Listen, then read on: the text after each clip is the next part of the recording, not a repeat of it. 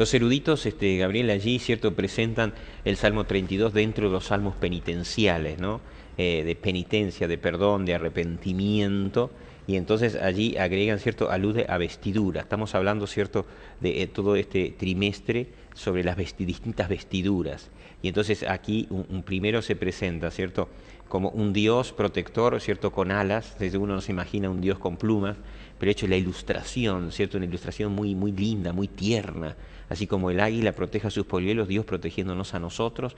Por otro lado, entonces el autor presenta el día siguiente, dice, la desnudez del hombre. Yo ven así como los pichoncitos, ¿no?, allí a la merced, ¿cierto?, sin protección, cuando allí el pecado nos toma, y entonces aparece un Dios dándonos la oportunidad, ¿cierto?, de protegernos y de quitarnos la culpa, de quitarnos la mancha.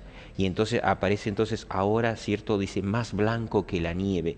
La lección del día miércoles todavía ahonda un poquitito más, no solamente la sensación de David de haber sido perdonado, sino ahora la seguridad de que Dios nos ha borrado el pecado.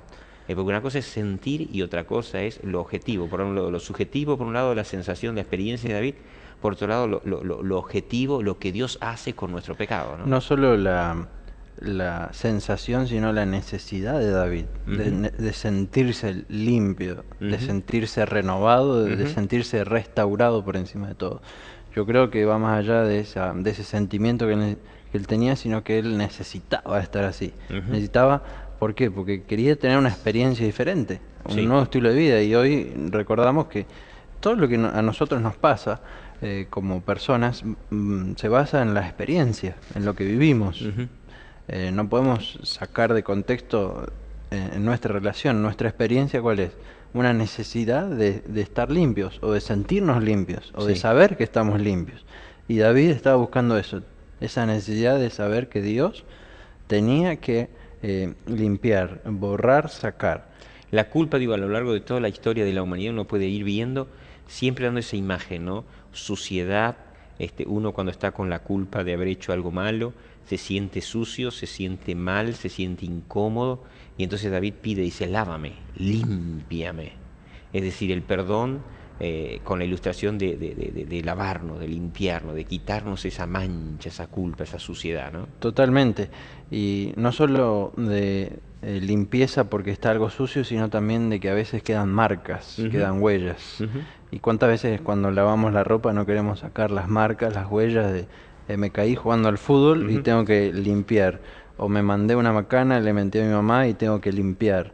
Siempre tratando de tapar aquello que se rompió, que se lastimó, que se manchó, que se ensució. Y David, con esta necesidad aquí, cuando habla en el Salmo 51, de la necesidad de ser más limpio, conforme a la grandeza, a la ternura de Dios. Porque él había entendido de que era un Dios no condenador, sino que era un Dios restaurador. Entonces ahora buscando a ese Dios, le dice, necesito estar lavado, necesito estar limpio. Por eso usa la imagen de el lavarse con el hisopo, ¿no? Y cuenta la historia del hisopo, la lección, ¿no? De la utilidad que tenía en la época y el agente limpiador que era el hisopo. Y la Quizás convenga repetirla porque es una imagen que una imagen es rara, vieja ya en el pasado. El hisopo que nosotros conocemos no era el mismo, ¿no? Por eso allí le dice que el hisopo era una planta nutritiva y un agente sanador. Allí en el segundo párrafo debajo de lo que está en negrita, el hisopo tenía una larga historia en Israel, se usó en el rito original de la Pascua, en la limpieza de un leproso o de una casa, y en la ofrenda de un becerro rojo para la purificación de personas o de cosas impuras. Moisés también usó el hisopo en la ratificación del pacto. Este era el agente limpiador que David estaba pidiéndole a Dios que utilizara con él mismo, con su vida, con su error, con su pecado, con su mancha. David le estaba pidiendo que lo fregara, ¿no? Con este hisopo para restaurar su vida, para limpiarse, para lavarse, para el Salmo 51:7 dice, purifícame con hisopo y seré limpio, lávame y seré más blanco que la nieve. Allí la seguridad de que si Dios lo limpiaba, él quedaría sin culpa, limpio, íntegro, puro, perfecto frente a Dios, ¿no? Lo que hace la justicia en favor del pecador arrepentido esta es la ilustración de lo que David presenta allí en el verso 2, dice, lávame y más de mi maldad y limpia de mi pecado. Y me gusta porque también le presenta qué es pecado, ¿no?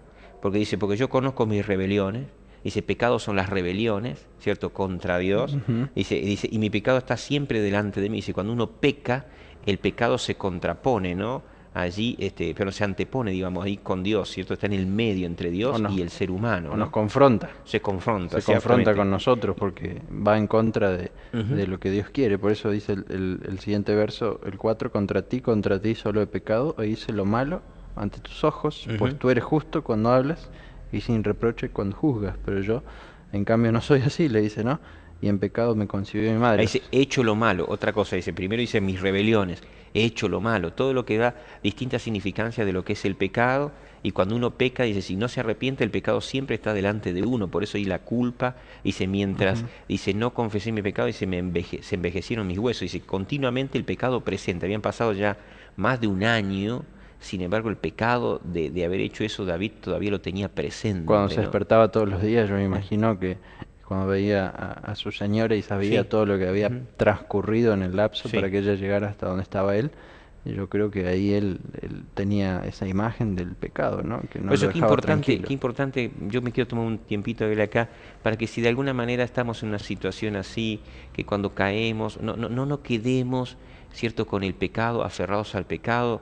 Pidamos a Dios que nos ayude, y si somos conscientes que hemos pecado, más todavía oremos a Dios para que nos ayude a arrepentirnos.